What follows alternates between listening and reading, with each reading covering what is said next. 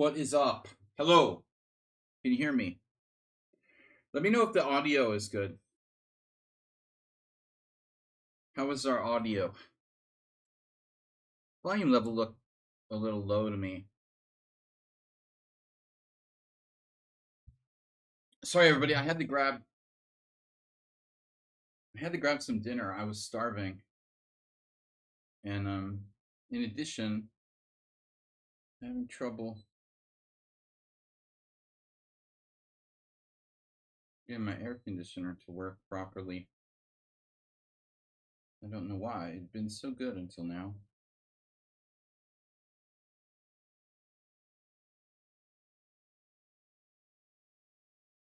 I just didn't want to play ball.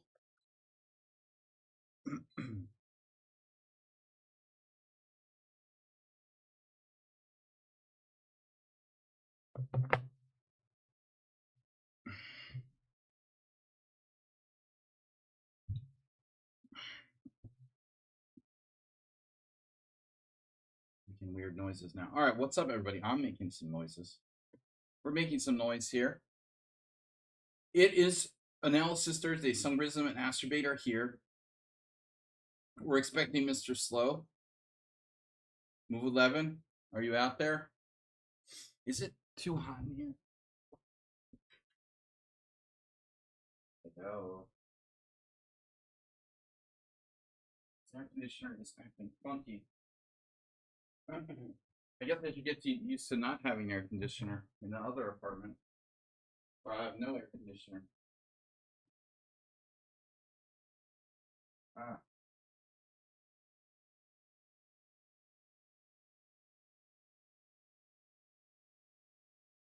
Hello. Turbo.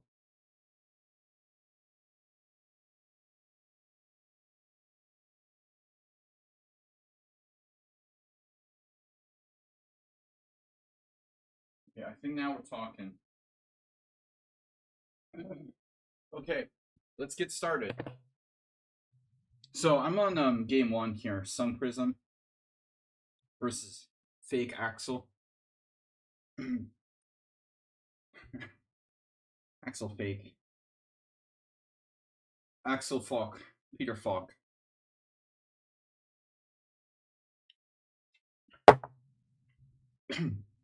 Welcome, everybody. How are you guys? Hope you're good. We are up to $381.11 for the World Senior. Hope I can close my apartment deal. I won't be broke anymore.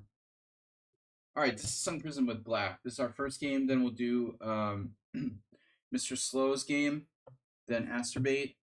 I've got a game from Sack Draw, and my game if we're really bored. So let's take a look at what Sunprism did here. Axel Falke.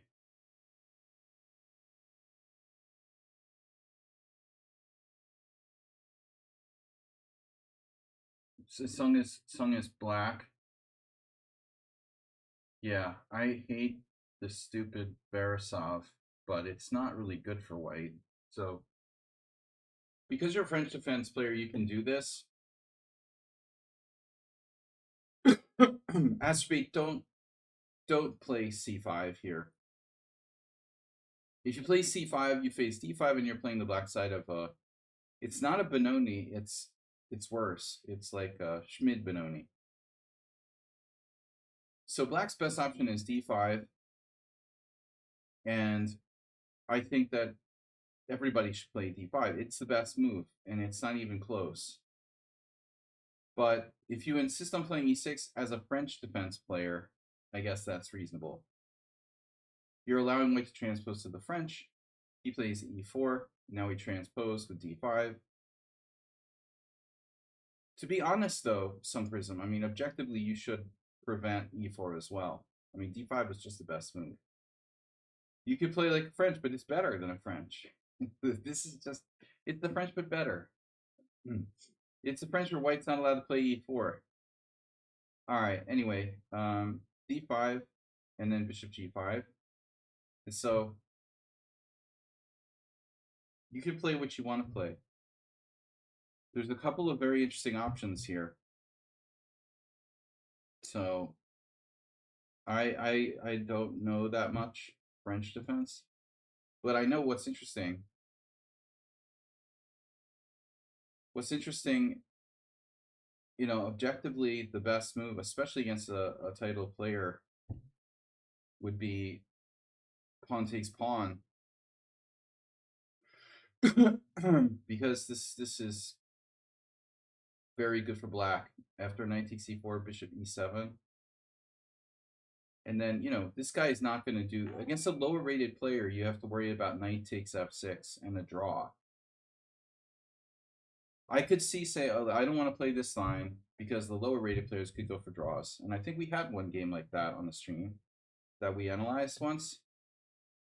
But that's not a problem against the title player, like the chicken draw variation. They're going to take, and you're going to take back with a G pawn and play dynamically with the two bishops. I recommend that you very seriously study this variation because it's really, really decent for black. And I like it because it's imbalanced and dynamic. The other possibility, which is really even kind of riskier, is the McCutcheon. I know Jesse Cry, an old friend of mine from many, many years ago, used to really like to play the McCutcheon. And McCutcheon is kind of always had a bad rep, but it's very complicated. You know, I think that black has some chances. Mr. Slow has tipped 1889. It was a good year. We're up to $400. Mr. Slow in the house. Asteroid, how do you feel about him making that nice round even number there? Does everybody like that? Perfectly round even number. It's beautiful, isn't it? A perfectly round even number. $400.00, 16% of the way there to November. Thank you, Mr. Slow. You got your Velimirovich game in the list. So I think McCutcheon and these are interesting. This is the safe move. You're in safe mode. Safe and passive. And now, yeah, I mean, white has to play e5, and then knight fd7, and then white has two options,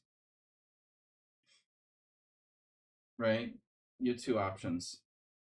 Bishop takes bishop, a la Pillsbury. I think Harry Nelson Pillsbury played this line with white, actually. And it's a good exchange. It's a bad bishop for good bishop. But black also gets a little bit of freedom. But I think the Alekhine Chatard attack is still extremely dangerous. So you have to know what you're doing there. Anyway, so he plays like the standard line, queen takes, and now you have to watch because if you play c5 too early, you get knight b5. So that's why he's playing a6 here. I see a funny move, knight b6, played by Korchnoi and Nigel Short. I see dead people. I've never realized that's even a move there. That's weird. It has a very good score for black. Strange. And that always, though, when you look at statistics, you always want to look. You want to try to figure out, like, why is there this anomaly here? Why is there a statistical anomaly with knight b6? I like trucks.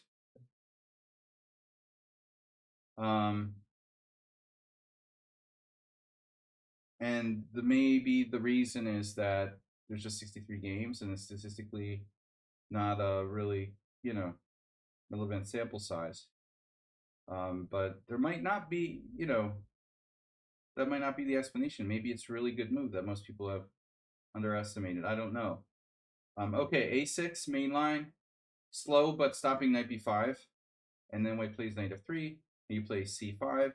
So there's another statistical anomaly. b6 has a pretty good score. An interesting idea. the idea might be multifaceted. You're seeing like pawn takes on c5, the possibility of pawn recapture. Obviously, you know, bishop b7, but maybe bishop a6 later could become a concept. All right, anyway, so c5 is the main line, and then white can take or play queen d2. He plays queen d2. But man, I mean, you know, he's got to be careful. If he castles queenside, he goes into the wall of death. So, I mean, that's why white's going to take on c5 in a lot of cases, because he doesn't want to castle queenside into this, like, you know, pawn storm. It's a different story. It's like a Sicilian if he takes on c5. So now apparently this is the main line, knight c6, and he takes. Again, if white castles queenside, it looks very dangerous. Not only c4 is played, Shirab Mirosevic, but b5. So this is actually, at the end of the day, you avoided playing the. At the end of the day, you avoided playing the. What's it called? The Verisov, but it almost has a Verisov feel. All right, he takes c5, and now white has white has no means of recapturing. I mean, defending that pawn. So, well, what other move do you have here? Like f6 castles. And if you do take the pawn, which way do you take? Richard Branson is here. He's here. The UK is well represented.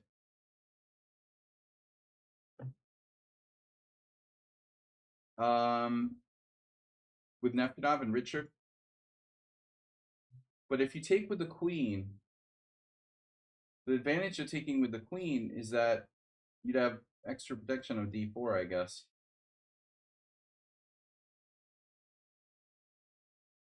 So there seems to be more moves, more games rather with queen takes c5, but it has a much worse score.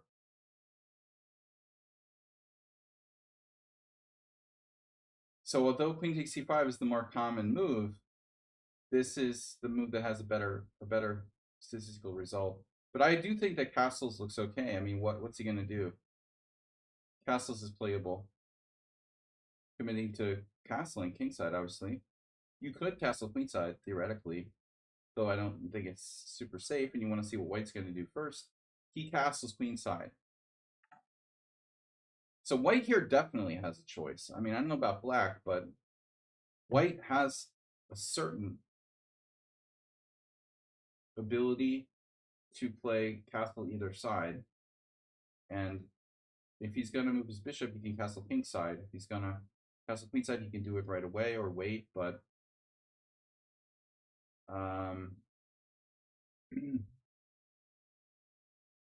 I think the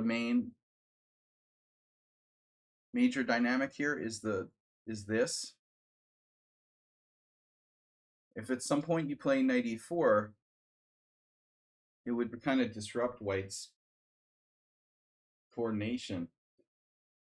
So that may be the reason why this is a little bit more common. And typically this is not a good exchange for black, because you're ending up with a knight and a bad bishop against two good knights, and you can find yourself tortured, getting tortured with black with a kind of bad bishop and no winning chances. So, but your opponent castled queenside. So this, though it's playable, doesn't seem to do anything. He'll just take and maybe like pick off that pawn on e4. All right, that's not an option. So castles queenside, committing his king to castling queenside. Now what are you supposed to do? Castle, b5, f6, bishop d7. That's about the only other move I might consider is like g6, but it looks terrible. g6 is inflexible. So I'm just trying to think, you know, h5 can't. I mean, white's threatening f5 already. It looks like. I would think that white is actually threatening to play f5. Maybe it's too hollow though, you know, because he can play f5. What's his follow up? Maybe f5 doesn't really do anything yet. You would need maybe more development for that to be a problem. So I expect you to play b5 and you didn't. Oh no. Knight Huang Trang. 1998. I remember 1998. I was not here for that tournament, but that was played in the first Saturday. Arkady Knightage was a kid. Now he looks like an old man. But what about b5? I mean, I think the thing is with b5, this becomes a possibility. I mean, if I remember correctly, this might be an idea, you know, opening the b file if they take. It's a Sicilian-esque concept. Well, it's not like the guy can sack a piece, you know. It's not like he can sack a piece here. I don't think so. I think objectively, you know, his only real sort of threat is like f5. Even that doesn't really work. You're threatening b4. He should develop, and then, I mean, I don't know. I guess you could play like rook b8. It looks like b4 is main line. White goes back, and then you play a5. So Yurtachescu, Sakayev, Marie Chandler, Sarawan, and even some games from more recent tournaments. But okay, I mean, this is a plan. Not so easy though. This move I'm not in love with. So I would prefer b4, knight e2. Yeah. And then a5. Knight e d4. Knight takes d4. Knight takes d4. Castles. King b1. Bishop a6. And we've transposed back into some kind of standard position. Beruzhin against his compatriot there in 2008. In another Sarawan game, Yasser lost to Walter Morris in 1989. Never met Walter Morris. All right, let's go back. So you castled. How bad can it be? No, you didn't castle. You didn't castle. You played the Huang Trang defense. Huang Trang, Hungarian Grandmaster, Hungarian Vietnamese Grandmaster, women's Grandmaster, and she's been playing here longer than me. She's been here since like 90, 95.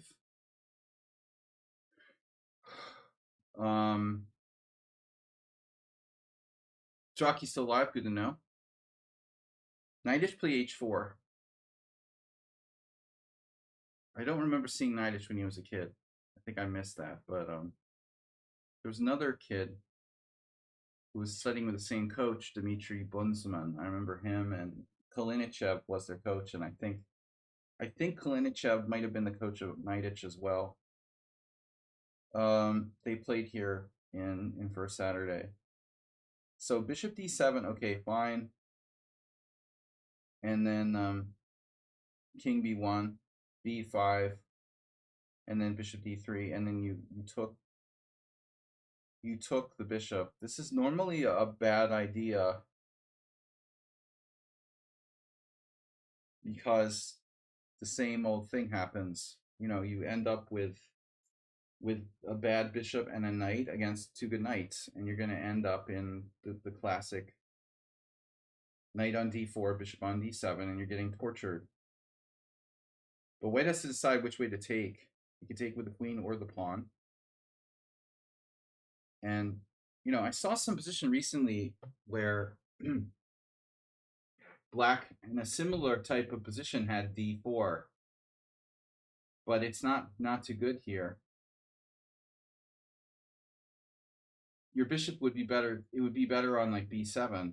You know, if you could play d4 and open up. How are you going to get your bishop open here?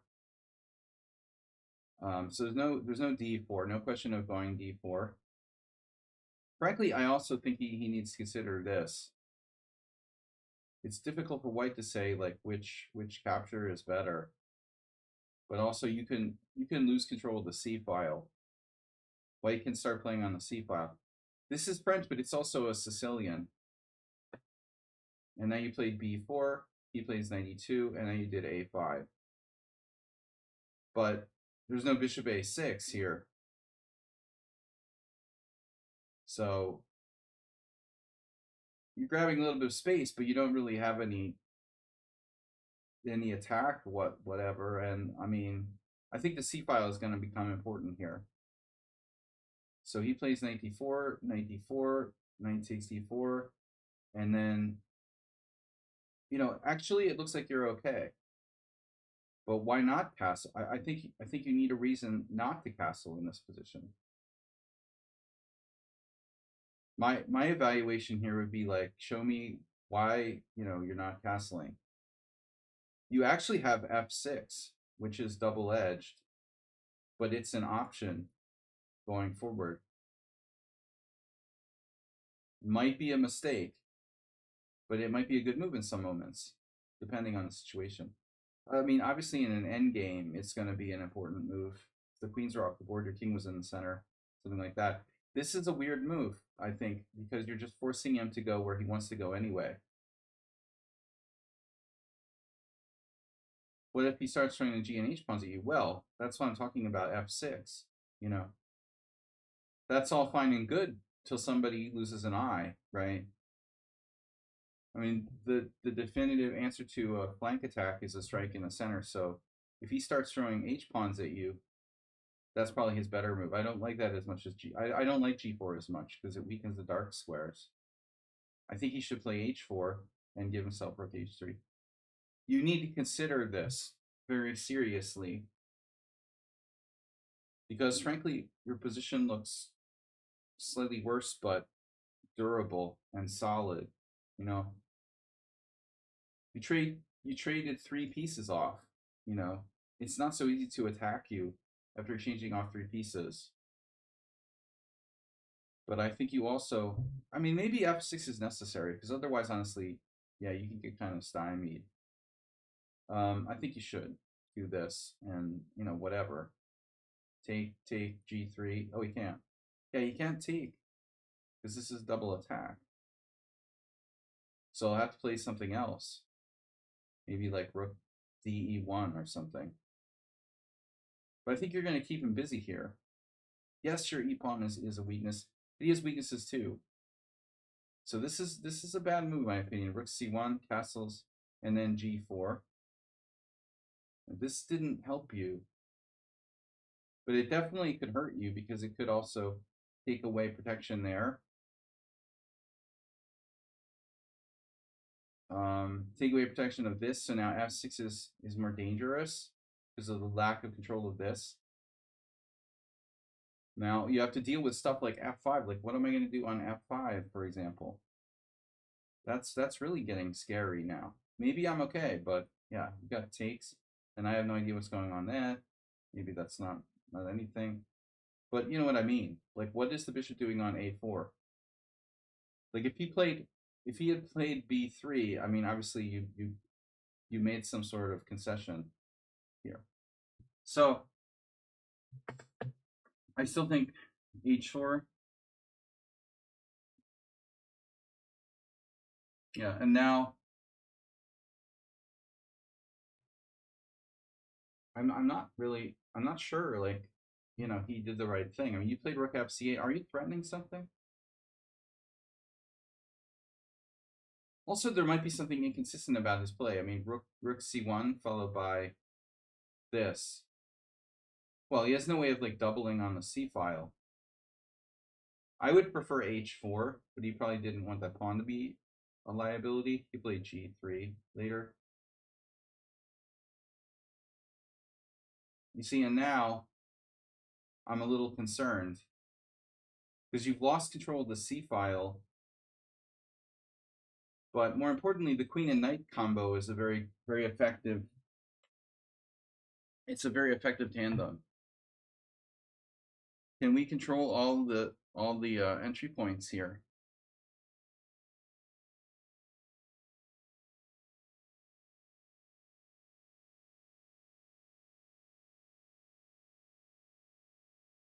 No.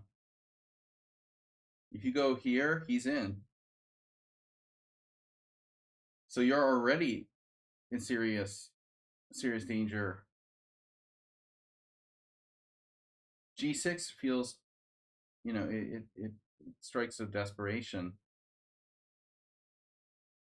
And at this point, your opponent looks like he got carried away. Calgon, take me away. He has such a good position. You're probably like strategically lost here. For example, check, king g7. And I guess the point is like he doesn't have f5 because you take this way and now e5's hanging. But he doesn't have to play g5 right away or f5 right away. He must have other moves. I mean, for example, this type of move, is it this for reals? This might be a very strong move for you. So you're actually threatening queen a7. Can he prevent queen a7 and keep control of the position? Or can he prevent your queen from getting to that diagonal?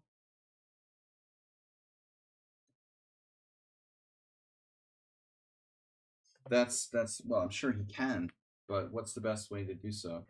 Queen a8, queen c7, queen e8, queen c5. So he's got issues with that situation there. It may be that, you know, this guy needs to be very, very careful. To be honest, like he could consider packing his bags and going back. And if you try anything fancy, he has something like a queen there. And he's still in command. You know, something you just have to admit, like your plan didn't do anything. What's the avow? You're better here. And queen c1's the best move. Wow.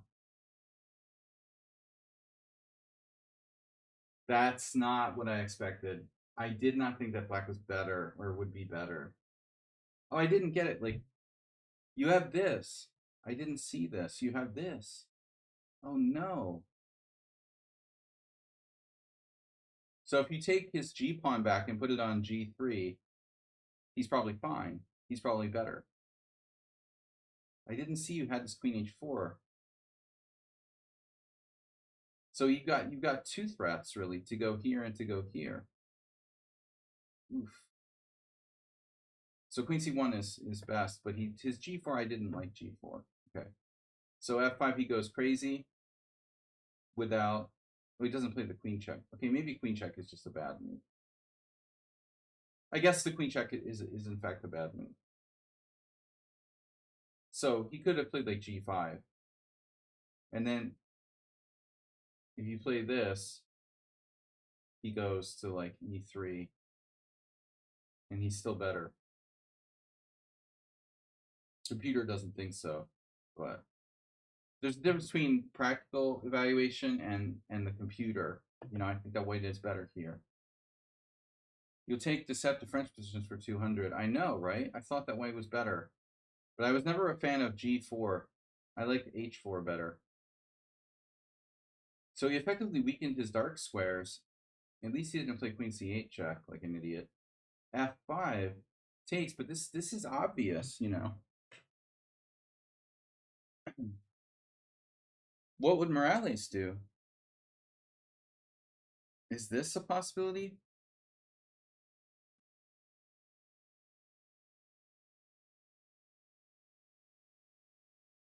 Not that scary.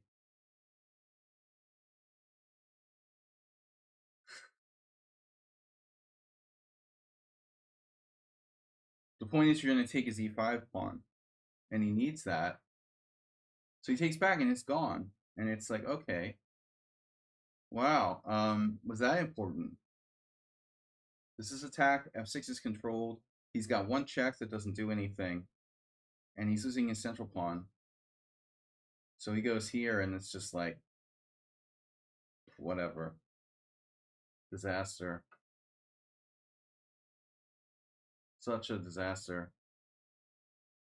Yeah, I like this move, queen takes f5. How about a king and pawning game? Ugh. Now he does have this hidey hole here on a2. There are stalemate possibilities if you could get that h pawn down the board. Very serious stalemate possibilities. He should immediately start playing for stalemate. You went here, dude. You got to get rid of that h pawn. And you helped him there. Now you need to like drop your queen on the first rank. I mean, he needs to drop his queen on the first rank. He definitely shouldn't take this pawn on b4. I mean, if you're being serious, you won't probably fall for a stalemate, but I mean, this is his only hope. I guess he figured he might be able to mobilize his b pawn. But you said you have too many pawns.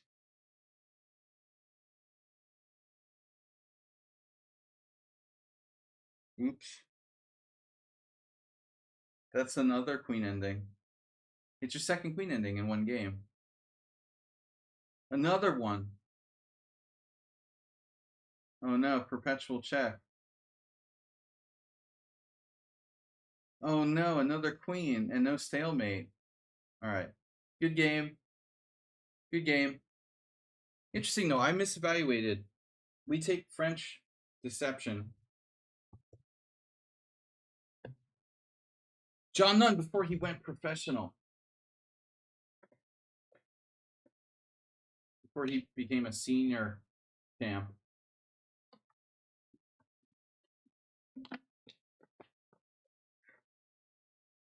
All right. So this is from Mr. Slow. Whoa, we got another donation. Is that Richard? Did you do that? It was a combo. While I was analyzing that game, I guess I have my sound turned off. Oh, what's with my sound? I got no notification sound. It's weird. I didn't hear a thing. Did you guys hear anything? I didn't hear anything. R. Brenton. Richard IV with $20 donation and an Acerbate with 1210. 1210.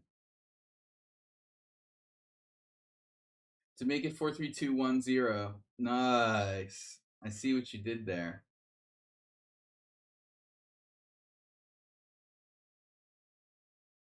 I see what you did here. We're up to 432.10 thanks to 3 generous donations today. Mr. Slow, Richard, and Acerbate. All right, so this is Velimirovich Dragulov. They call him Drashko.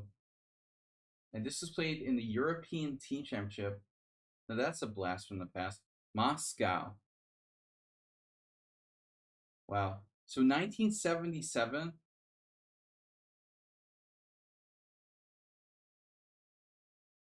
Moscow. Why do I keep getting disconnected from my internet, man? Moscow, has some kind of geographical argument for being part of Europe, right? We're not going to see Russia in the European Team Championship anytime soon. So who would have thought? Yeah, I keep losing internet. What's going on? How's my stream? We're good? I keep getting, maybe I'm not losing internet, but Lee Chess keeps giving me this notification like reconnecting. Is anyone else getting that? You round it up later. It's a roundup. This is a roundup.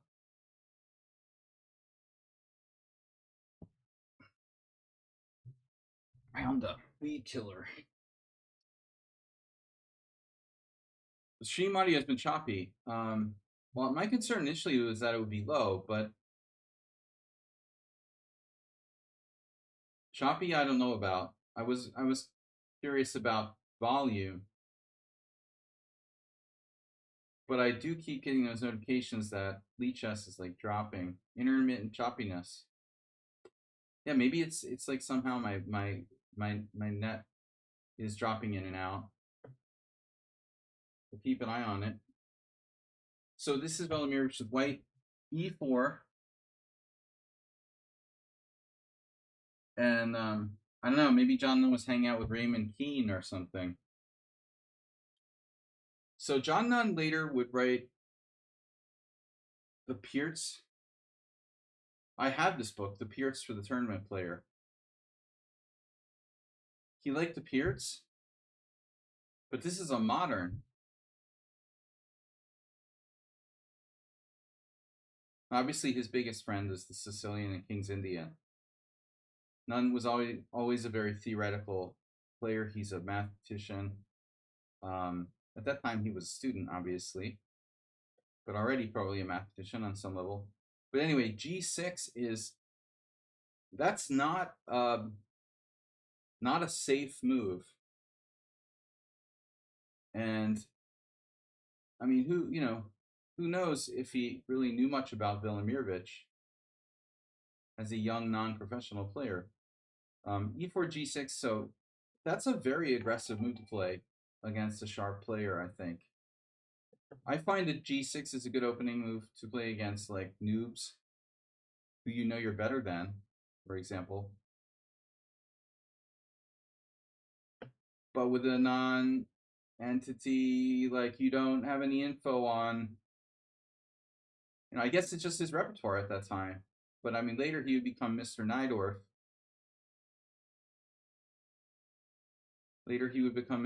And I know he knows the Pierts. So G6 is modern defense. D4 and now D6. So what do we call this now? It's a Pierts Ufimtsev or whatever. The ominous monkey has been given a gifted tier 1 gift sub, a gifted gift sub. Astrobate is donated 711. 711. Astrobate donates gift subs 711. Not 24/7. 711, nice job, man. Thank you. No Dutch in chat. Just no Dutch. Now here's the anti-modern. And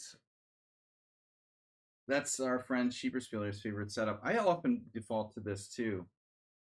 It's just a simple way to play against the modern. I mean, you kill the bishop on G7. But on the other hand, you have a player who's a renowned attacking player with white, even though he was young back in 1977, not that famous yet. You would think that a sharp player, Mr. Slow, this is kind of directed at you, but you would think like a sharp player wouldn't play C3. C3 is like a safe player. It's a safe player move. So you would anticipate the sharpest type of setup with like knight c3 and f4, but maybe in Velimirovich wasn't comfortable. I mean, honestly, the modern defense is called a modern defense, but it was in this era, I think, in the 70s, really in the 70s, when the modern defense started to become a mainstream, opening. There were a lot of Hungarian grandmasters who played the modern. A whole bunch of them, like in that exact period. Balázs László. Who else? Obviously Benko probably played it, but there were a ton. But you know, I imagine that the modern defense was not like a rare bird. I mean, you would see it quite a bit in the 70s.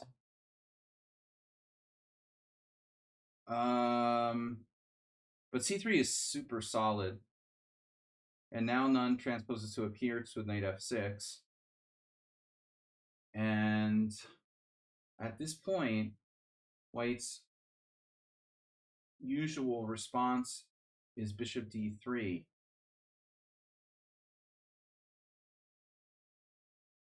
And then Black would normally play bishop g7, but he could play e5, for example. So bishop g7. And I don't recommend f4, but it's interesting because David Norwood played this against someone I knew, former friend of mine, something like this pawn sack. Well, a long time ago. It was something like this. This is actually the type of position that you would get that might even be a direct transposition to a c3 Sicilian. c3 Sicilian, Black plays d6 and sacks a pawn. Notice that White has like no development whatsoever here. But anyways, so I don't know what White's plan is, but that's a very aggressive move, and I think Black needs to react. Black needs to react sharply against f4. But Velimirovich doesn't play bishop d3. So this is a real rarity. Kavalek, Larry Christensen, 1981.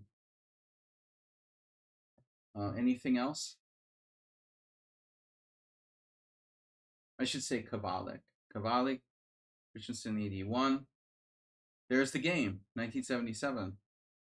There's an earlier game, John Grief against Larry Day. Larry Day's still alive. He's an IM from Canada. And Duncan Suttles was a Canadian who played the modern, contributed a lot. Probably. Larry Day, there it is. Ken Tompkins, Duncan Suttles, 1984. So what's the point of knight d2? You know, you need to defend this pawn, but you're blocking your bishop at c1. I mean, it feels really lame for White, you know. Black plays bishop g7. Someone here played f4. Yeah. Knight d2 followed by f4. Nikolai Minev against Wojtkiewicz. What? Unbelievable. Unbelievable. Alec lost to Minev in 1999. That dude was pretty old, I think. That's crazy. Wojtkiewicz was never as good with Black as with White. Played a lot of crappy moderns, but this move doesn't look right for White. Okay, so Velimirovich plays a safe move, castles, and now nothing happening here, you know. Bishop where? Bishop d3 or bishop e2? Or bishop c4? You see some games with bishop c4 there. Can I just ask what happens on knight takes c4? Yes, you can. You may.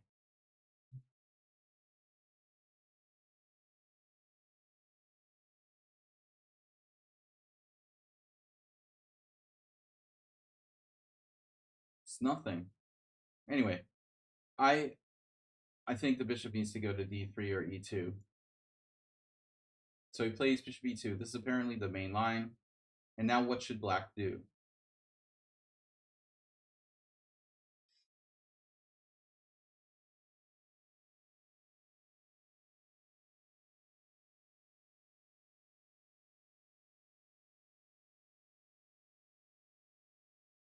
So the bishop on d3 isn't that great either. I mean, if you play this and black plays like e5 and you take, if your bishop's on d3, it's under attack on the d file. Here it's not, it's out of the way. So black can play, can black even play e5? Doesn't look like it was played by any good players. So knight c6, that's a John Nunn move. See, here's the problem, b4. This is going to be an idea. Norman Weinstein. See, I was just talking to you guys. There you go. Balázs László, 1975. Balázs was at his peak, reaching Grandmaster level. Hort, 2600. Hort was 2600 in 1975. It's another Hungarian, Levente Lengyel. And Norman Weinstein. So you might have heard of him. Economics professor at Harvard. But anyway, bishop e2, b6. So this is a provocative move by Nunn. But I would say, why not? There's nothing wrong with b6. It's a perfectly reasonable move. It's a modern approach to the modern. It's a modern. And Velimirov's just playing real simple chess. Castle. And so Faruk Bistric, Mrovic Fernandez, 2000. Kulak, 1977. And then John Nunn.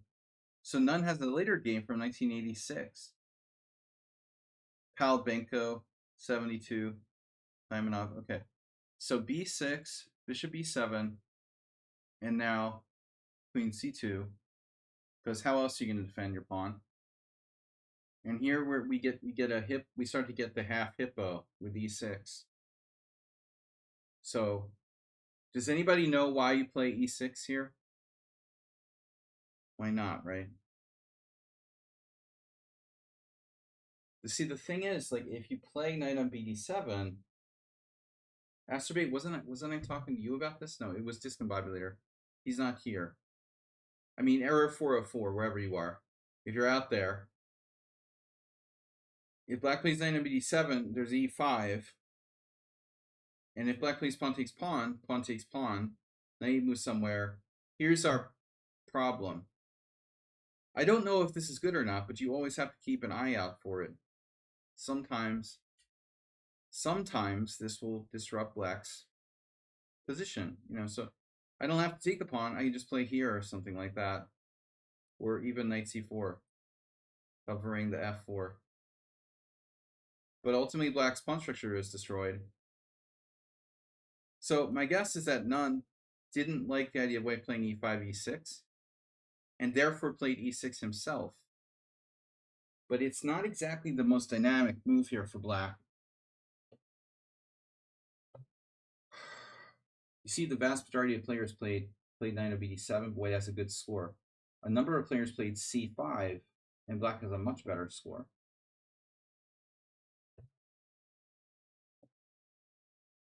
What's the deal with c5?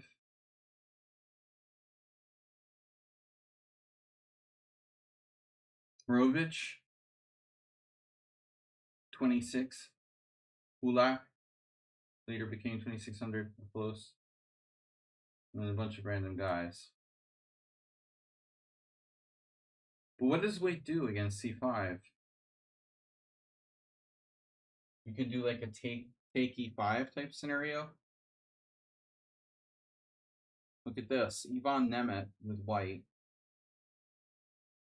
the Yugoslav, Serbian. I was wondering about e5.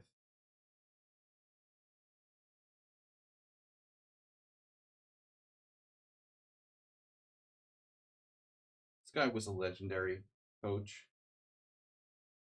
Ivan Nemeth.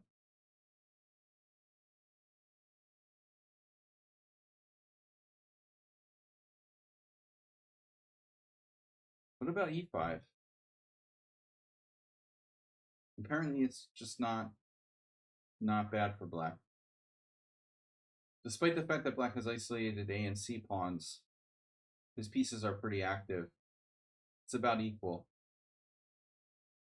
All right, anyway, so c5 is better. He plays e6. And now, oh, this is a game. 2003, Ivan Nemeth against Bjorn Tiller, the Norwegian master. I played Bjorn Tiller in Oslo once in a rapid tournament. Or Blitz. Maybe it was Blitz. I think we split 2 games, but a4 normal move. What else though? White could play like rook e1. I mean, a4 is not really necessary at this juncture. It's not like black's threatening anything. So he plays a4. And then plays c5. Oh no. He Kamsky-fied him. Oh no, that's the Kamsky. He's like the London, it's the London system, a5. I hate when that happens. Oh no, that's not supposed to happen. That's bad. It's like getting your hand stuck in the door hinge. Your fingers in the door hinge. No. Look at that. Bjorn Tiller played a6. Duh. Of course he played a6. He doesn't want his fingers stuck in the door hinge. Ivan Nemeth lost after rook e1. Totally equal position. Perfect game by Bjorn Tiller. Knight on bd7. Black is undefeated here. Asterbate with the gift sub to Paulius36. Mark Taimanov against the French Jean-René Pusch, who's playing in the championships, the senior championships lately. Still around. Taimanov is not. So it looks like here none messed up. He rushed with c5, allowing the old a5 Kamsky lever. And now, like, you got to constantly worry about pawn takes pawn or a6, depending on the circumstances. This gives white some leverage, and then none reacts by taking, but that's not great either.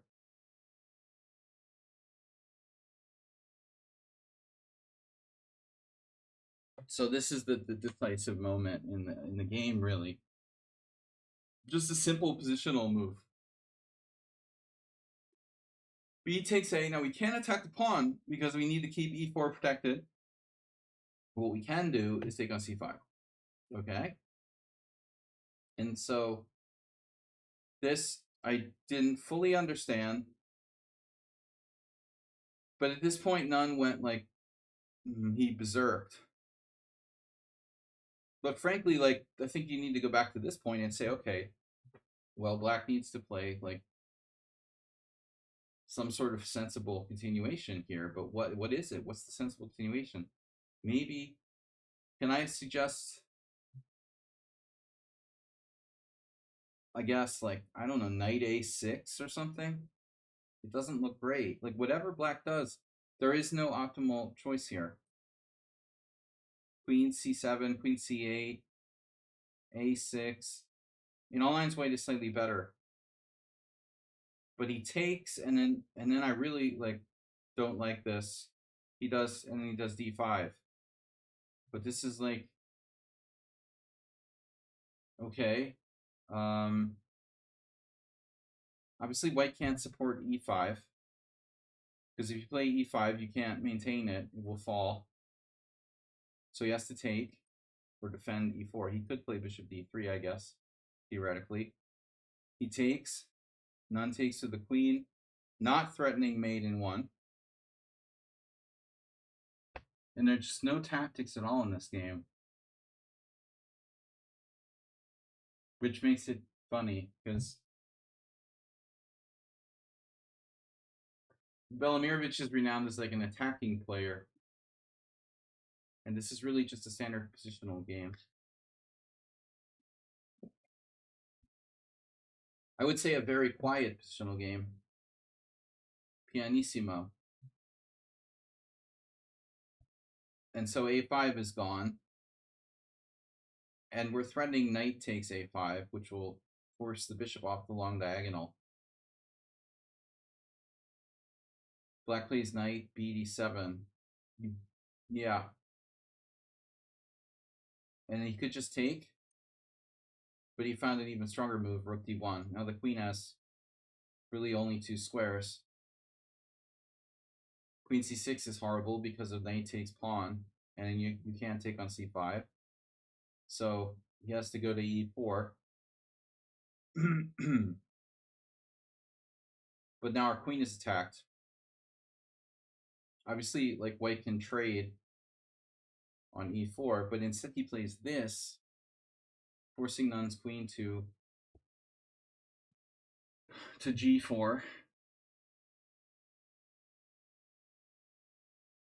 h3, forcing the queen to h5. And then he traps the queen with knight g5. That's a classic. But how can you let's see, controlled,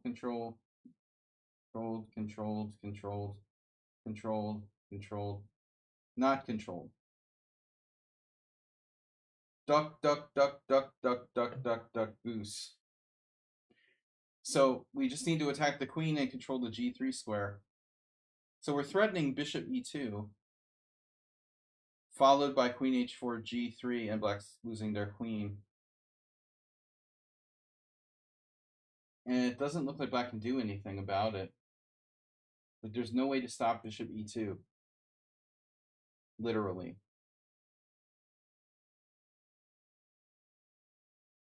I mean, white could even play moves like rook a4, further control the 4th rank. Yeah, that was an elegant game.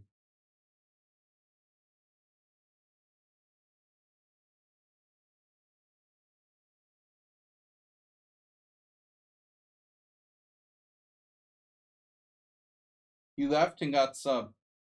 How did that happen? Asterbait gifted you a tier 1 sub. He must have been sick. Just got out of heart surgery.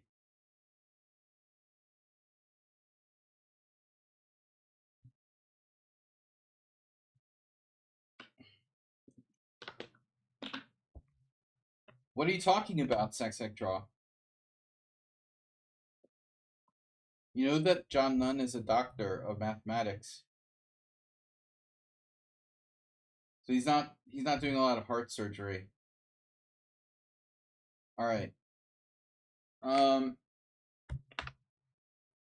So knight g5, game over, black resigns, but I don't think he was a doctor at that point. It was 1977, and this was the European Team Championship. Well, it could have been.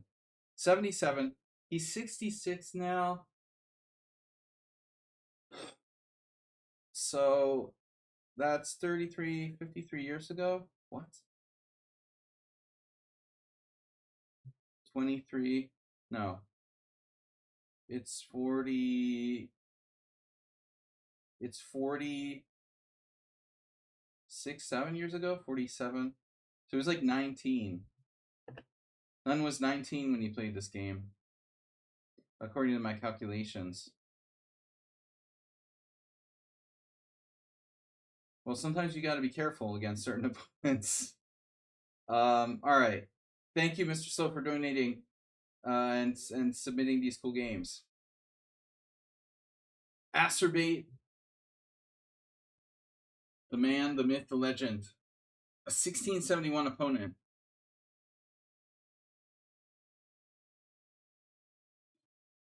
What is this? Our St. George invitation? An invitation to St. George. Nothing wrong with a6, you know. Not such a bad move.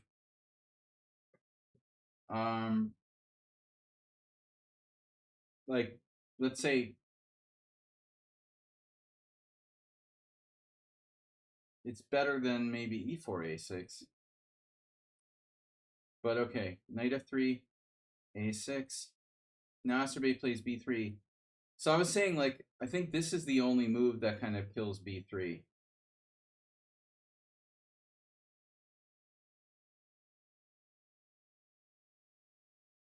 You're already there.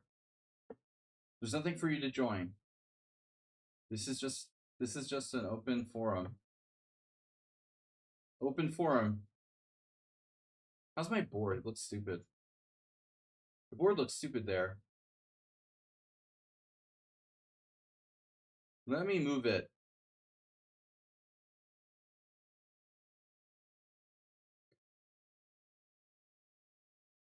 All right. That's a little better, more centered. So Asterbate, I think this is the case where you don't want to play b3. If you like playing b3, this is the one place you don't want to do it. Against a6, b3 is reasonable.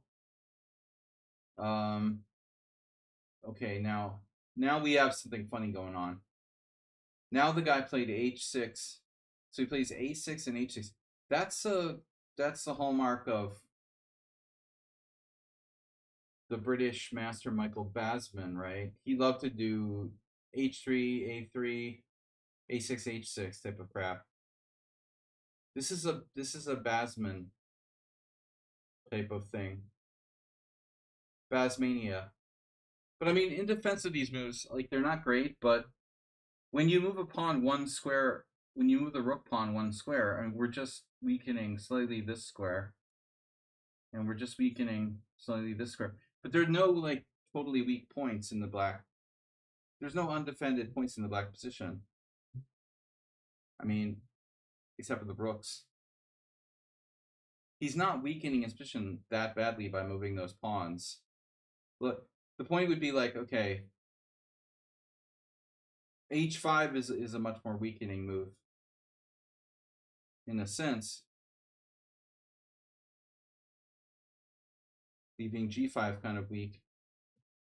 I'm just saying it's not that bad. Okay, h6, and now you need to play bishop b2 here. Asterbate. Because I think you should. Having said A, why you don't say B? Plus you prevent him from moving his G pawn. He might be planning on playing like G5 or G6. You could limit his options. But do the E3 instead. So now if I was black, I would probably play G5. I don't know that it's a good move, really, though. I guess just G6. If G6...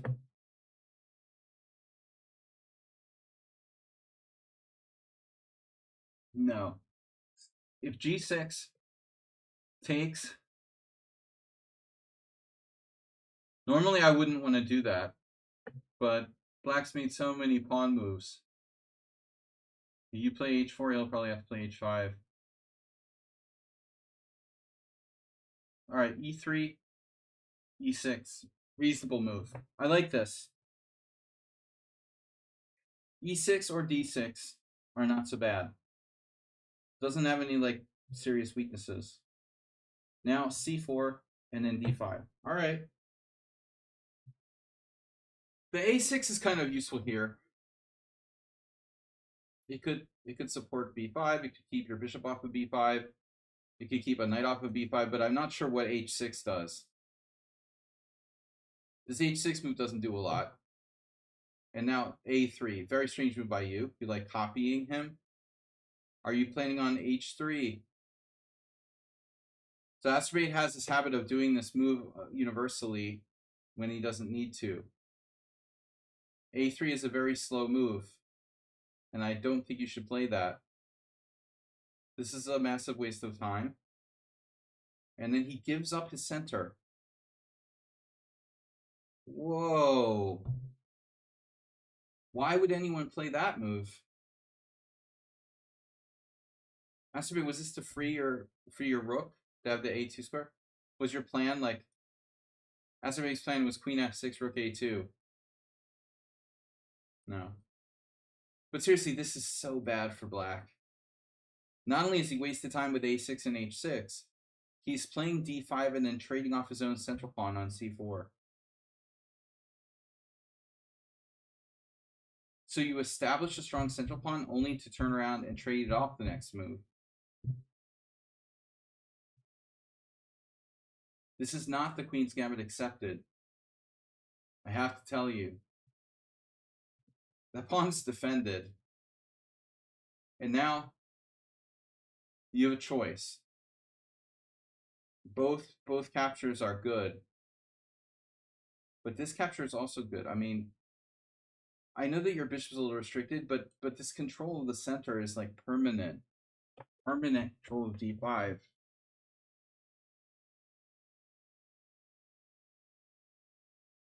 I have to say, like, I think I prefer this move.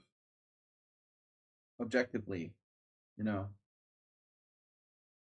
This a6 isn't going to help him. If he plays c5, he's going to feel this backwardness on the b file, and he's going to wish he hadn't played a6, because later on the rook will be difficult to shake this pressure on the b file. Black would want to take back that a6 move. All right, anyway, very bad move, d takes c, bishop takes c4. I think not as testing as pawn takes, and then b5. That's another reason to play. This is another reason to play pawn takes, obviously. If you play pawn takes, you also stop b5. He'll probably have to settle for b6. But your center is so strong. You have this central predominance of pawns. You have a central majority of pawns, 4 pawns against 3 in the middle, in the field, the middle field of the board. It's like a soccer match where you have 4 players in one area, outnumbering the opponent. Bishop takes c4, b5, bishop e2. Thank you for not playing bishop d3. He would normally prefer bishop d3, but it's not so good in this position. So black suddenly, has the completely normal position except for the fact that his pawn is on h6 without any reason. But he's almost equal now. And now Asterbate played an interesting move. Oh, there goes my internet. We got it disconnecting. So let me know if that affected the sound. You were talking about that sound. Our audio was shaky. Every hour or every 20-30 minutes I get this warning from Lichess that I was reconnecting. Asterbate, I like this move. It's kind of unlike you.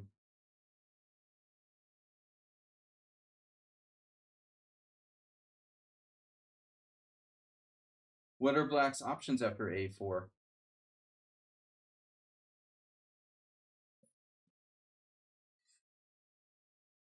a4 is a good move. You undermine the pawn on b5. So his options are defend it, push, or take. And the only good way to defend it is c6, which would block his bishop. So it's either push or take.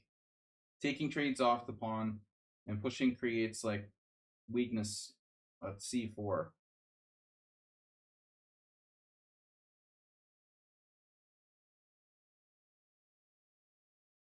This knight must go through d2, but it will arrive on c4.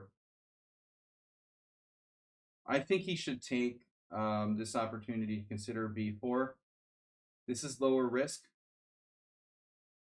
Maybe lower risk, lower reward. And then rook takes is a good move. Asterbate's playing like Karpov. a4 is a great move. White has an edge now. It's slightly better. Bishop e7. Now he got carried away.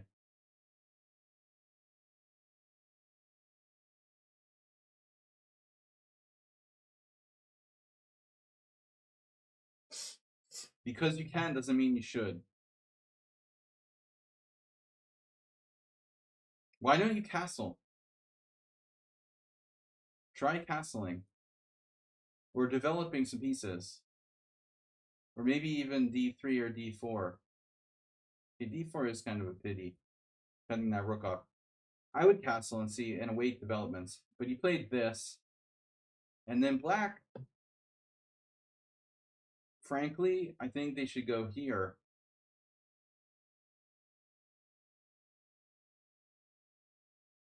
This isn't so bad. Another possibility, obviously is knight to d7. Because that knight isn't developed. Maybe he wants to go knight c6, and that's why he didn't put the knight on d7, but I'm not sure. It could go knight c6, knight b4.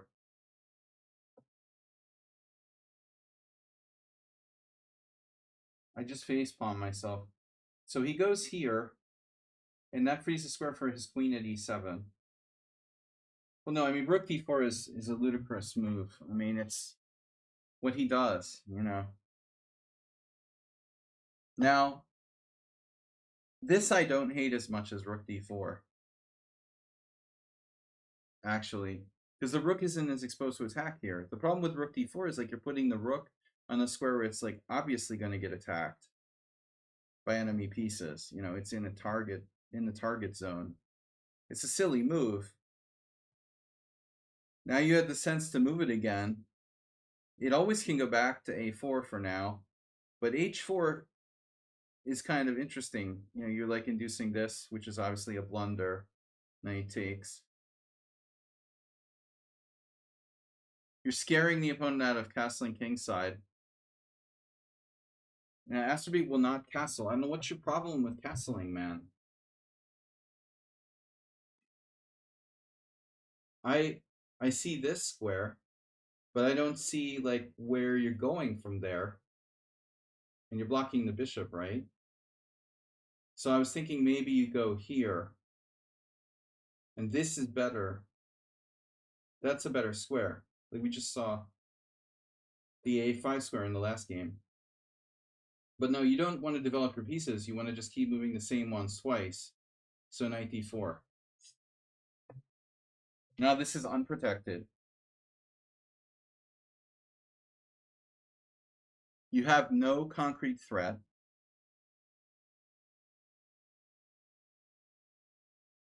Maybe there's some vague threats because of queen c2 and knight c6. That's going to need to be set up. I don't know what that move does. I guess he's cheapo. He's got the cheapo. But I mean, here, this is really not that difficult to defend against. I mean, obviously f4 is possible. f4 and take. He also doesn't, Asterbeat doesn't like playing f4. There's some risk here. The rook is hanging with check. So black has all sorts of moves. Like this, for example. So what'd you do? You played a sensible developing move. This is no good because of c5. So you had to go here, and then your knight, now not really looking to a bright future. I'm seeing a4 as its only like path to glory. g2's hanging, by the way. Bishop takes g2. This guy doesn't want it. He's afraid of the open line. Okay, I'm not sure what's going on there. But he plays this, which simply attacks your rook. Oh my god. Oh my god.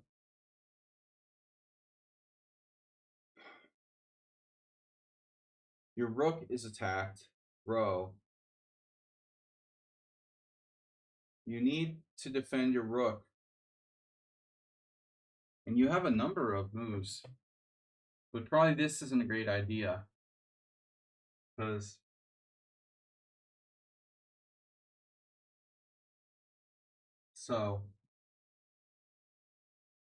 and here, I just realized that rook doesn't have a lot of places it can go after like h5, for example, or really f5, h5. Yeah, so it's an awkward situation for you. There's no great way to defend the rook or move it to a safe place.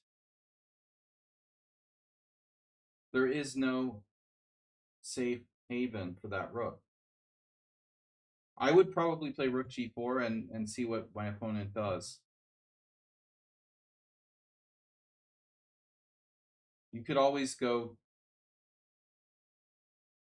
well, maybe the rook is trapped right here. We're going to have to consider sacking the exchange with something like rook g3, bishop takes g3, pawn takes g3. You're going to have to very seriously consider that. And it's obviously not a surprise if you got your rook trapped, this crazy rook maneuver, but you hung your rook with knight c6. And that's neat, dude. But you know what? Like, what are you actually threatening? You're not threatening anything. You're literally not threatening anything. You're threatening his queen. Okay. You're threatening one thing. You're threatening his queen. c7 is protected. g7 is protected. It's not check. So he can just play queen takes h4. And you're done. It's over. Black wins. You just lost a rook. You just lost a rook, bro. Game over, man. This is unsound.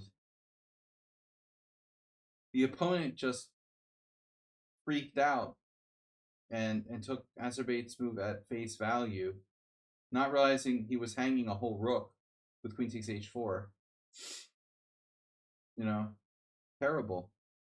And so this was your only plan. I mean, you have one check on h5. And I don't even think, I'm sure this works. So that's one check. And black has two reasonable squares. You can go to f8 or e7. But f8, I guess f8 looks a bit safer than e7. But at the same time, you know, this move also, there's no threat of this because of c5. So what are you going to do? g7's protected. He ought to consider king e7. Knight takes e6 saved the rook. It saved the rook. It lost the rook. It's the opposite of saving the rook. Dude, that's the opposite of saving a rook. That's losing a rook. Knight takes e6. It's not like I have a knight fork with check that wins the queen on h4. There's no saving the rook here. It's gone. Oh, I didn't go ahead. So knight e6, the dude blunders with pawn takes, check, king f8, and now queen f3 check. And black can interpose a piece here. And so, what do we have? d4.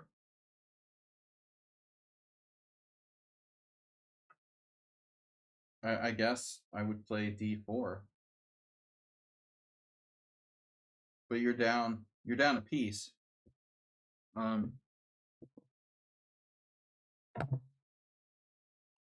You are down a piece.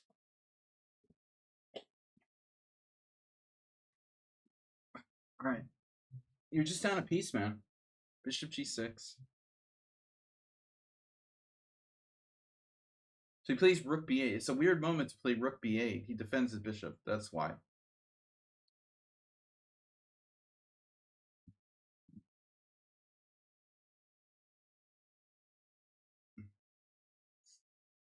And even queen e6 isn't that scary.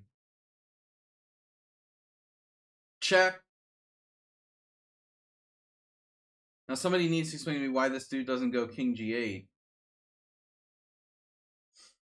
But I guess this is okay too. And now knight takes d5, e takes d5, bishop takes e6, check. And now why doesn't he take with the queen?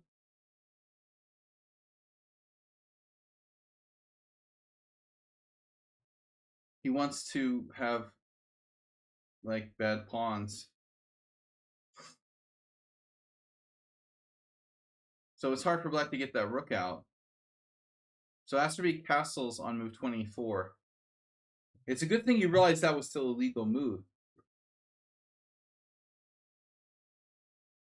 So when the smoke clears here at move 24, because of the bishop on g6, black is effectively down a rook. And if black's down a rook, white is up the exchange.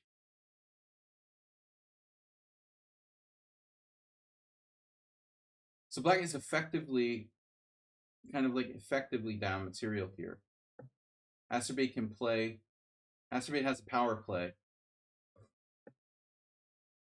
And now this move is just unnecessary. I don't think that black should be doing that. The position is not so easy anymore. I'm suddenly getting sniffles from the air conditioning. Knight e4, rook f4 check. That wasn't a good idea. I think you need to go back. Oh no. This guy has had enough. He's like, I'm sick of this shit. I'm not going back again. Obviously, he has to go back. This is the only move. He's like, no, I'm not going to go back. And now he allows a crushing check. And then again, you know, he would have to go to f8 to not get mated immediately, but he just wants it to be over. Yeah. Euthanasia. It was just a simple case of euthanasia. He had enough, you know, he just wanted to be done with it, man. This guy is, I can't predict any of his moves. I think he's using a computer. Let's get this over with. So he just got mated. Nice. All right, do we have any other games? Yes. This is sack, draw. Sack, draw. Against the epic other guy.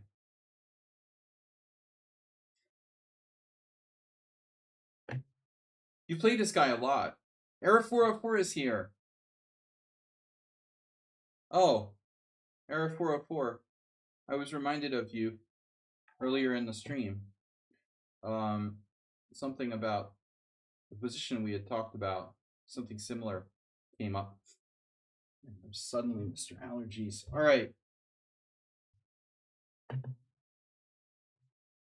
So I still got time for some extra games if anyone wants to submit games.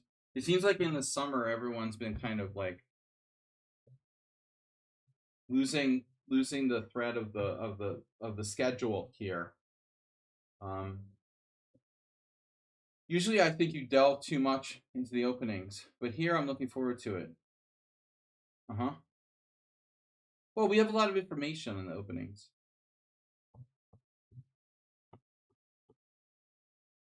I mean, the thing is, I guess, sack, draw, that, you know, obviously openings and end games are more finite.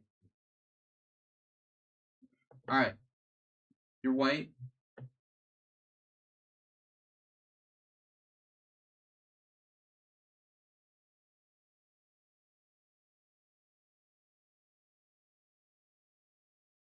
So I really, you know, I get the d3 here because the Berlin defense is a nightmare.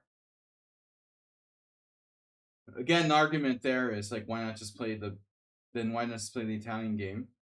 But here, you know, d3 not quite as common.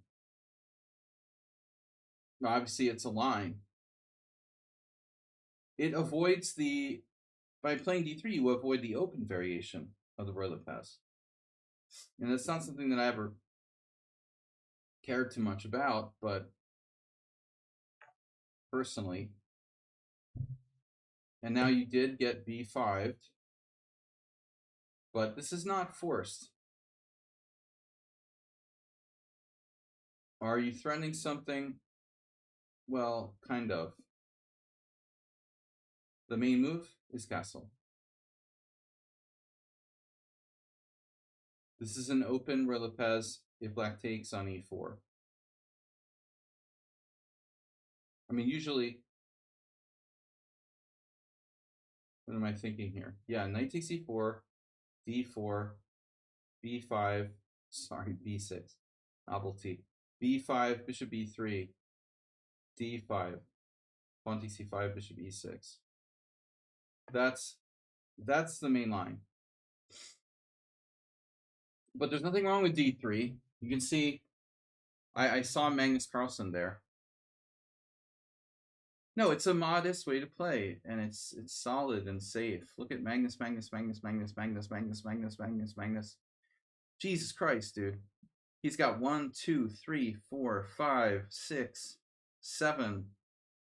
No. 1, 2, 3, 4, 5, 6. And then Caruana has a lot.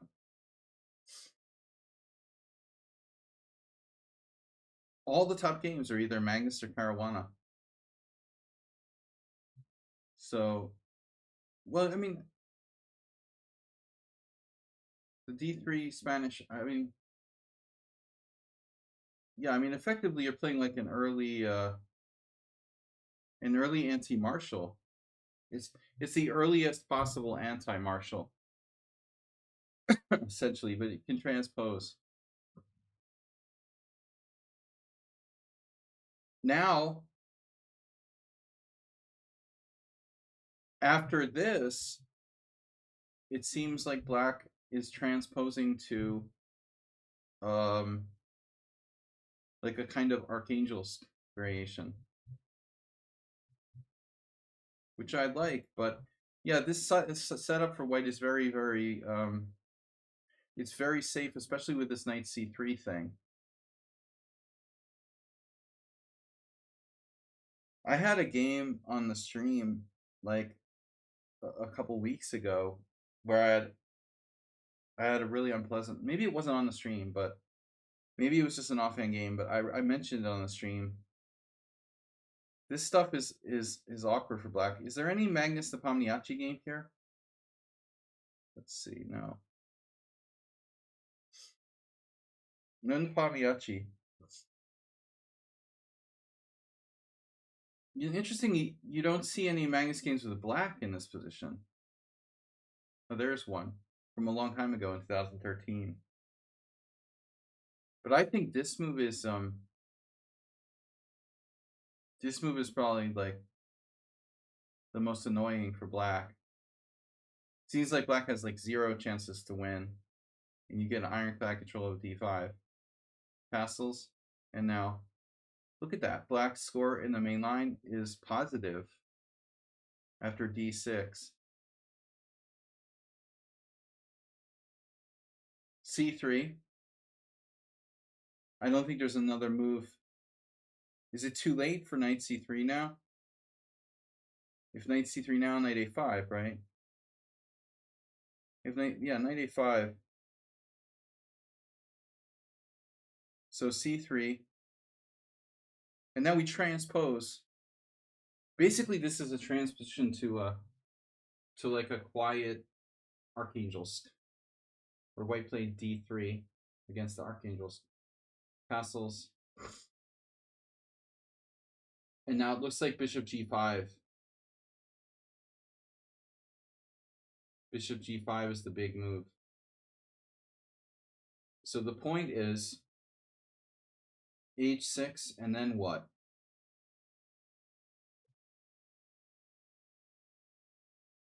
Look at that score. Look at the score for white. White never loses. Just never loses this position. Damn. So the takeaway is that allowing bishop g5 may be bad. Black's supposed to play h6. This is it's looking not optional.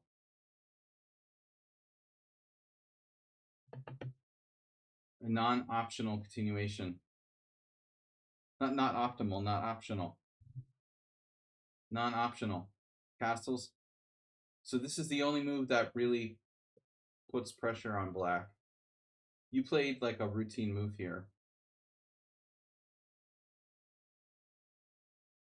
But, you know, it's kind of difficult.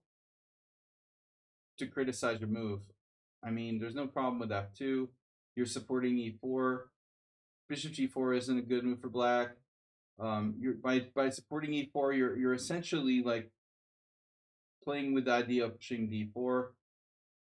So black now plays h6, which should transpose to something. And now we go back into a more common position. I wonder if I've ever had a game here. Why is this random guy there? Who is that? That's weird. That's very weird. Ask me. Ask me. Not a good name. We're going phonetically. Okay. H6, knight on bd2, rook e8, knight f1, bishop b6, and then bishop e3. So this is like, yeah, I mean, I think I've had this kind of position with black. The most obvious continuation, I don't know, like knight e3. But obviously black can do the same thing what you're doing with bishop e6. Then you can go knight to d5. And then bishop takes d5, pawn takes d5. Here, I don't know what's going on. Or h3. Well, no, I mean, I think that these positions are subtle. And it looks like white should have a slight edge. But, you know, you've got to watch that bishop on b6. Pretty active. Well, I don't think this is bad. The other thing you can do is a4, which you did in a few moves. But, I mean, a4 right away, it's definitely an option. For that matter, you could play a3, you know, quiet. But I am concerned that black can play d5. But if black does d5, does he kind of overextend himself, you know? Black plays rook e8. He's supporting e5, making d5 possible. So you played bishop e3. And now, what about black playing d5? What if I go here and you take on b6 and I take back with the pawn?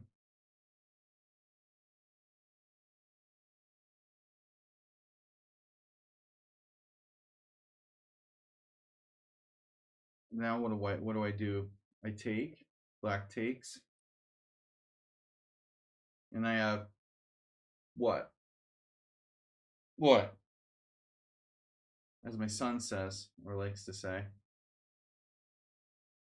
What? Is this anything? Apparently it is. d4 works. Wow, I thought e4. Wow, so this is just bad. Somewhat unsound should get in here. Jeez. Overextended. So black has to be careful. Knight g3 is an option too. He plays rook b6. b8, sorry, interesting. That's reasonable. I've seen some high-level game where another player has played this. Taking back with the rook on b6. Seems very logical. But what are you supposed to do now? Yeah. I would kind of be like, yeah, not thinking I had anything. It's equal at this point. It's equal. Bishop takes, rook takes, equal position. But I mean, you can't really, it's not like you're entitled to an advantage when you play d3 and the royal Pez or anything for that matter. You're not really entitled to much of an advantage. 0.1 advantage is like a normal chess opening. That's like what Magnus Carlsen wins all the time. How would Magnus win? Just better play in the later stages. So a4. This is a reasonable move. You make black solve a problem. I think he should consider b4. Can we still send games? You have to be a subscriber. Theoretically, it's possible. Well, here goes the internet again. Is it my internet or is it Lichess? It's like every 25 minutes I get a reconnecting. And I'm not on Wi-Fi. I am on a wired internet, which should be good. Yo, what is this doing? What is this doing? All right. So I think maybe b4. Maybe this isn't the safest move, b4. The copycat. No, this is your bad bishop. This is his bad bishop. This is his good bishop. This is your good bishop. So both sides are trading their like good bishops voluntarily. Takes, and now takes. Wow, there's games. Matthias Müller. That smells of correspondence game.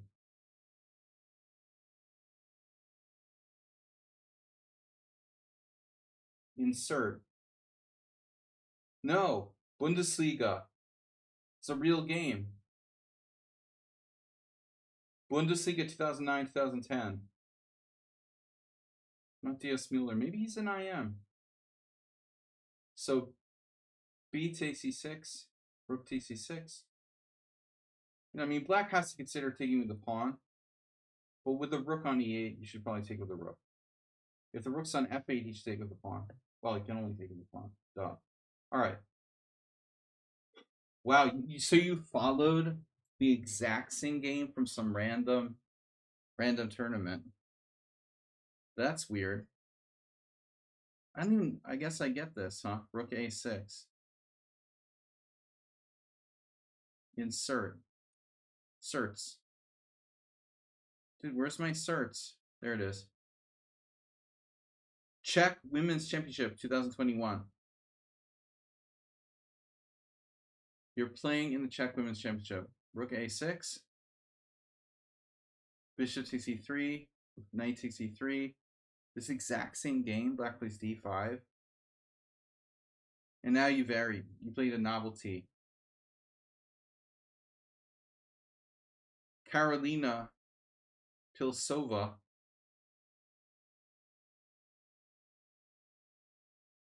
Reminds me of beer. She played knight f5. Well, this is like a Magnus Carlsen position, man. I mean, this is... Only Magnus could love this. This is kind of boring. But I guess it's more boring for black than for white. It's a little more fun for white. But major moment here with this tension in the center. And your rook on a6. That could also go against you. It's still unbelievable you have an exact game in the database. But this is a slight concession. Is e5 weak? Is it weak or strong?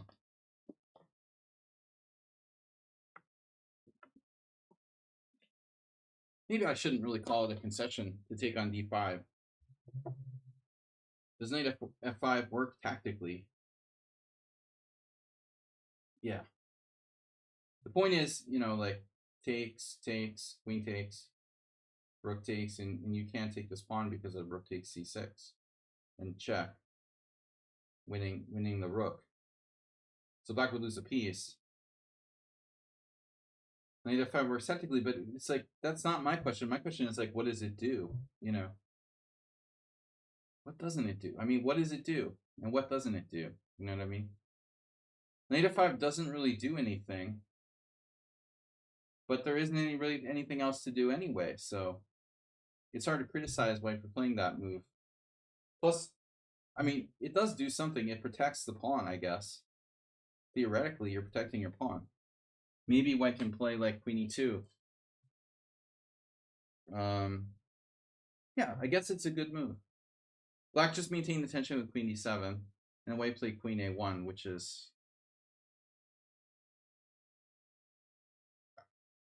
There's like 0% chance I would play queen a1. That's such a weird move.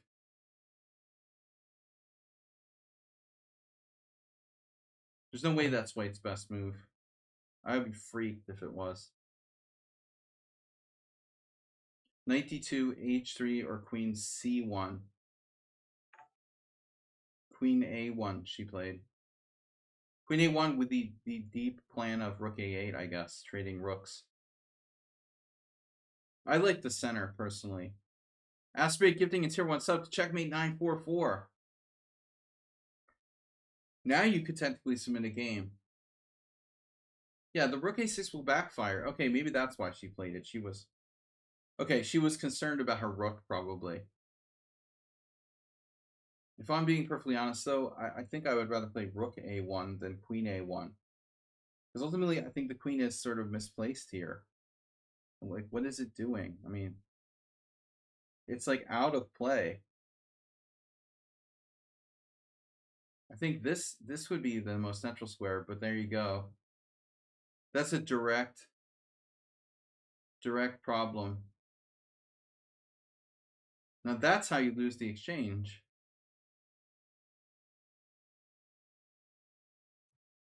Well, I mean, I don't, I think it's a hard position because, like, I don't like rook a1 either. Like, why did we bother to play rook a6? Feels like we wasted time. Maybe your continuation is okay. E takes d5.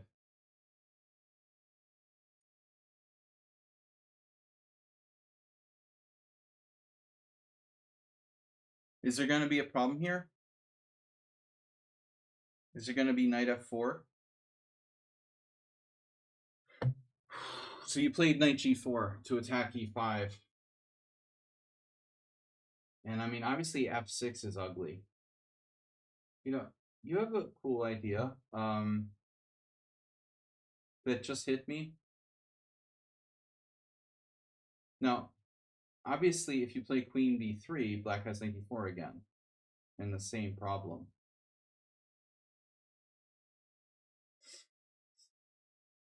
But what about now? Well, like queen b3, for example. Black would have knight takes e3, followed by knight d4.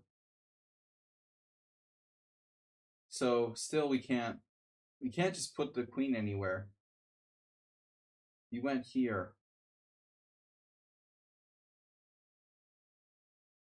Then obviously this move is really dubious.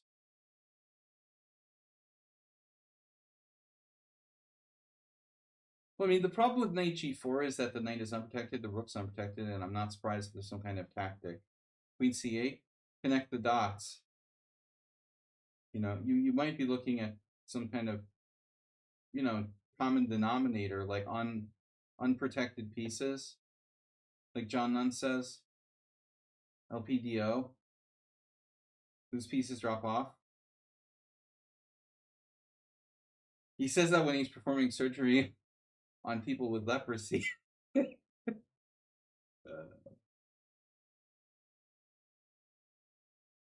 doctor is in.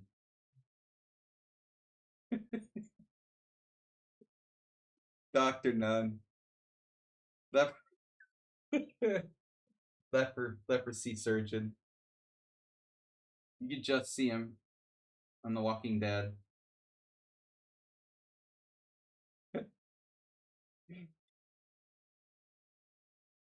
It sounds like some kind of Saturday Night Live skit,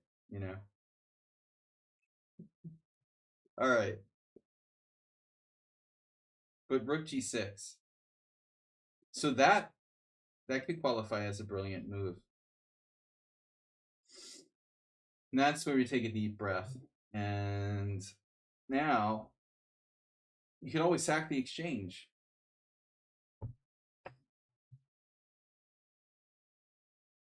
Rook takes c6, rook takes c6, knight takes c5 with a big pawn for the exchange. It's not enough, but we're close. Now what we need is a tactic of our own. I mean, he's not actually threatening anything, right? Rook takes g4, rook takes c6. He's not threatening anything immediately. Knight f4 is the thing that concerns us. And knight f4 is going to strengthen his attack. And that, you made that happen by taking on d5. So you played d4. You play d4. If he plays rook takes g4, you play rook takes c6. But I'm a little bit scared of knight f4.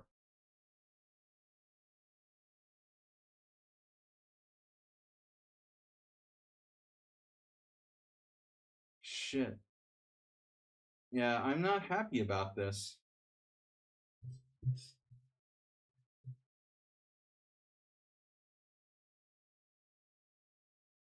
Whoa. He does what now? Wow. Oh no. Oh no.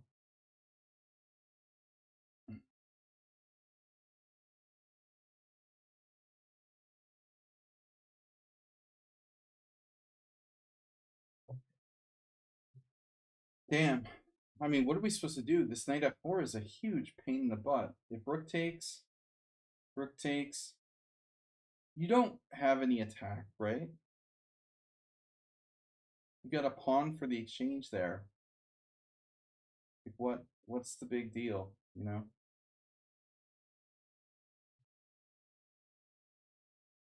This is nothing.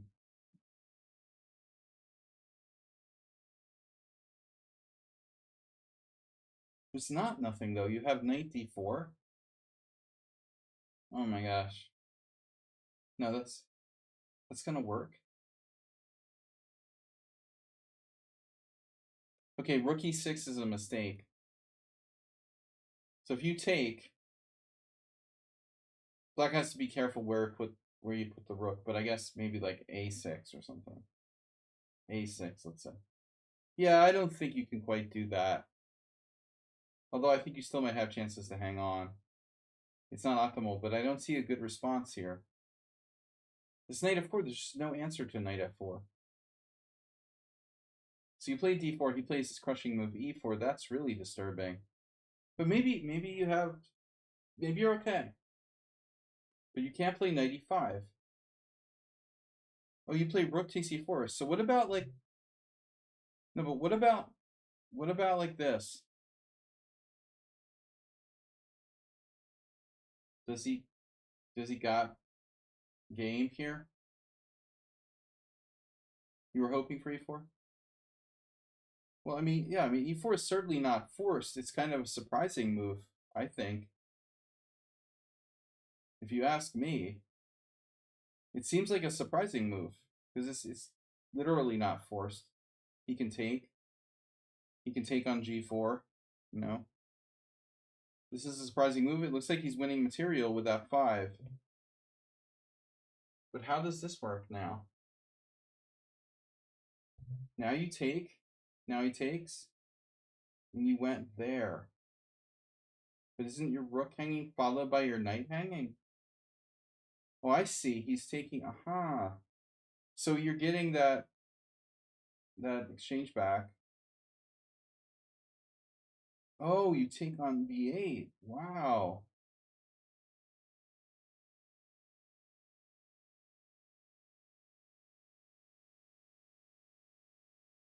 Crazy. Oh no, and you can't go to a6 because of queen e2? It's time to call that check player. Wait a minute, I don't understand what's going on here. Are you getting brutalized? Where's the check lady? Queen f1, knight f4. Ugh. Ugh. I don't like this.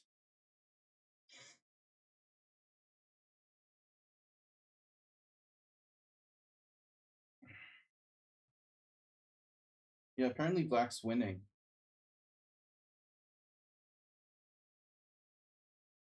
Sack is a blunder. No, I wouldn't have played rook takes e4. Or I wouldn't have gone into that. You should have just played knight d2.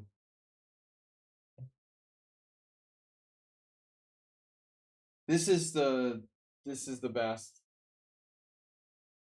It looks like e4 was a strong move by black. Yeah, it's difficult to evaluate that though. You know, it was a long variation, and at the end, it's not obvious you're losing. You know, until you really start to look at this. And what's his best move? Queen e2? No. So Queen e2 isn't maybe winning after Queen f1. That's wild. He has Queen g6, which attacks this and threatens mate. Oh no. Oh no. So he would have won the knight anyway. That's the point. I didn't see it. I thought Queen e2 was the issue. So Queen e2 isn't that bad. You know, I thought you're gonna. I also didn't see the rook was hanging, so I thought you had to go here. But maybe this isn't so bad either. If you pick up a second pawn, like his pawns are pretty weak, and you have two good knights, this might not be that bad. So you were a little materialistic, trying to get back that material that you invested, but then you lose a piece anyway. I would have missed Queen g6. So at the end of the day, yeah, I lost a game like this a couple years ago. You're like, oh, I've got two pawns for the knight. I thought I could put up a fight, but lost actually really without that much struggle. A similar endgame. There's really no chance you can save this. There shouldn't be. You know, obviously with three pawns, it would be close. With two pawns, I think you're just lost. I doubt that there's any way to save the game. Yeah, that was complicated, you know. But if you had to go back and really like, you know, look at the position, we have to look at this e takes d5 moment, because all the problems that arose in the game were because of, you know, knight f4. That capitulation of the strong point on e4, where Pilsova played this. I have a crazy question here. Can Black play g6? And he takes h6 check. It just occurred to me because the game that I was just talking about, where I was down a piece for two pawns, was where my knight on h6 got trapped in an Italian game. The knight looks trapped.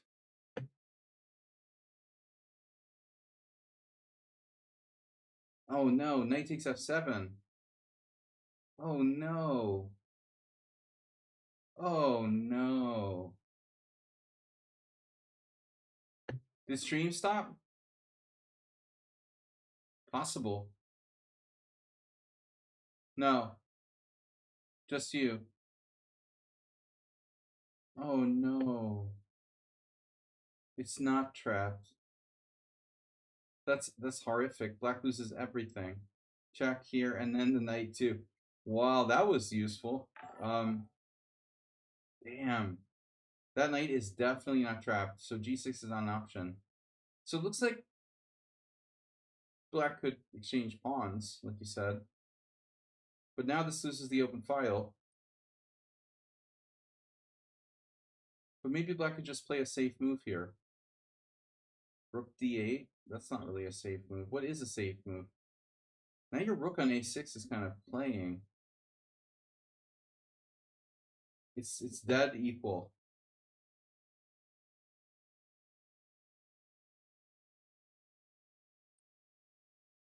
So her knight f5 was one of the top moves.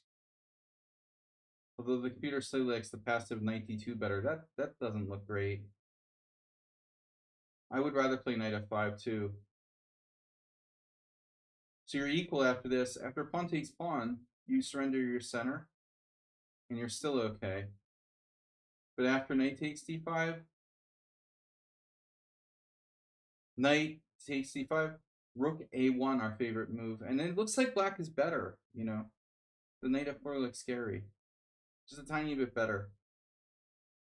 All right, guys, let's go on. So thanks, Side Draw, for that game. That was interesting. I got another game from a gift subber, Paulius. He's a gift subber with no games here.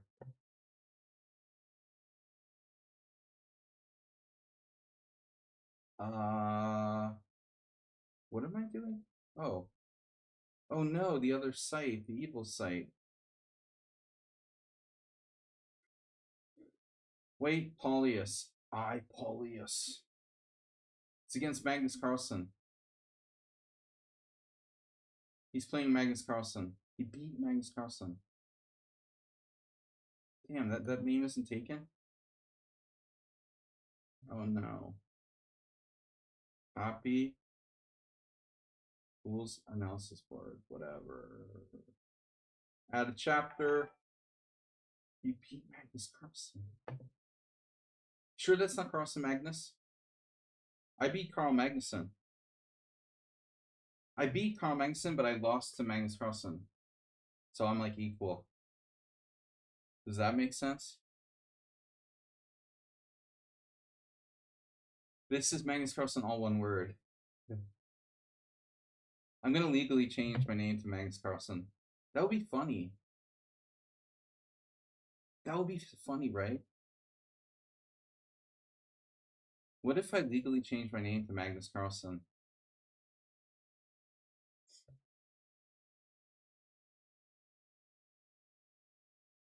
Can't stop me from doing that. Can't stop this.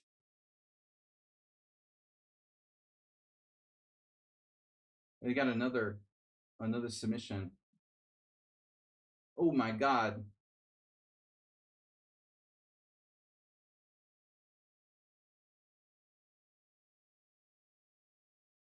Terminator. H5 terminated. Good old Lipnitsky attack. I love me a good Lipnitsky attack. Copy.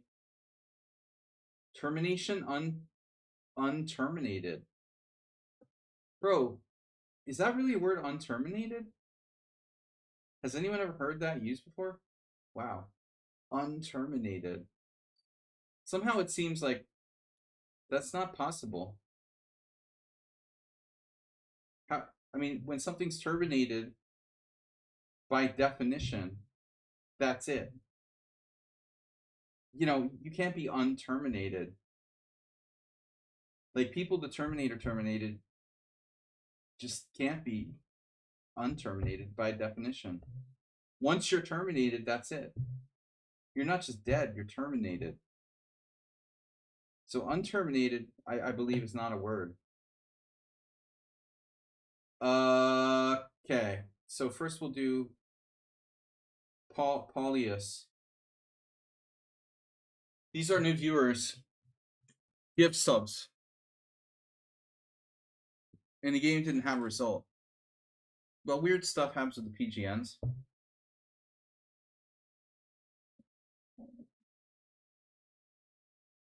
I love to face the Philidor.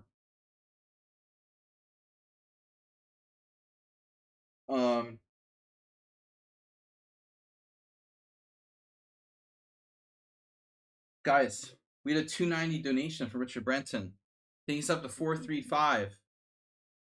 435 for November. Yeah, this is your game.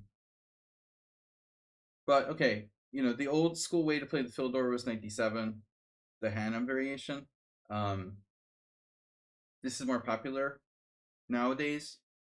But here we go. You know, most fundamental. Not terminated or ended, uncompleted. Not given a terminus or limit. It's a very computer-like word, right? It sounds like something. Yeah, it sounds like something Hal would say in A Space Odyssey. Not Hal, you know. Yeah, Hal. Sorry, Dave. The program has been unterminated. Pawn takes d4. Queen takes isn't good. Knight takes, and then oh, okay. So normally we face knight f6, knight c3, and then black usually plays bishop e7. I recommend the gambit g4, and I'm serious about this. This is not a joke. Like, I would play this in a tournament game, and Hikaru played it against Dusan and beat him in 2005. I invented it on my own and then realized that Hikaru had actually played it in a game in 2005.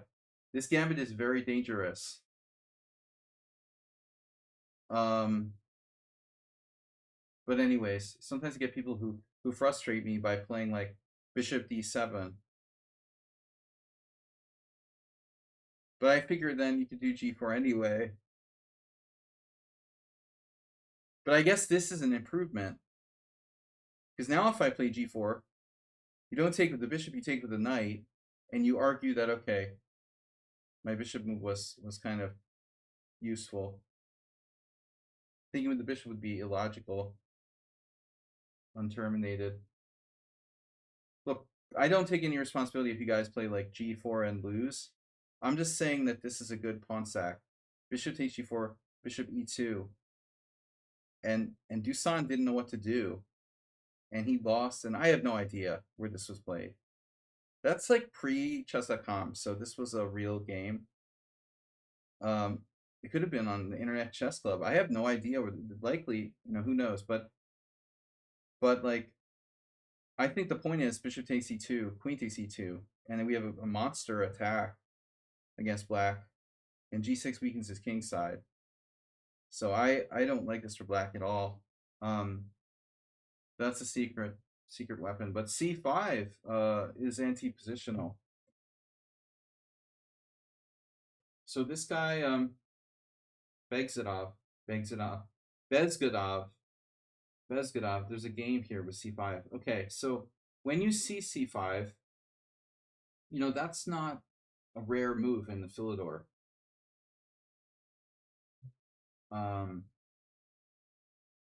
Someone named Phil. Saxite Draw has gifted a sub to tier 1 sub to Phil. I wonder if Phil plays the Philidor. Illuminati. Phil, do you play the Philidor?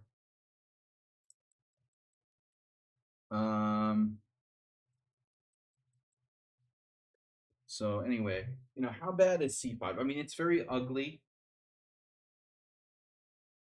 And it weakens black backwardness along the d file, the d5 square. It shouldn't be good, but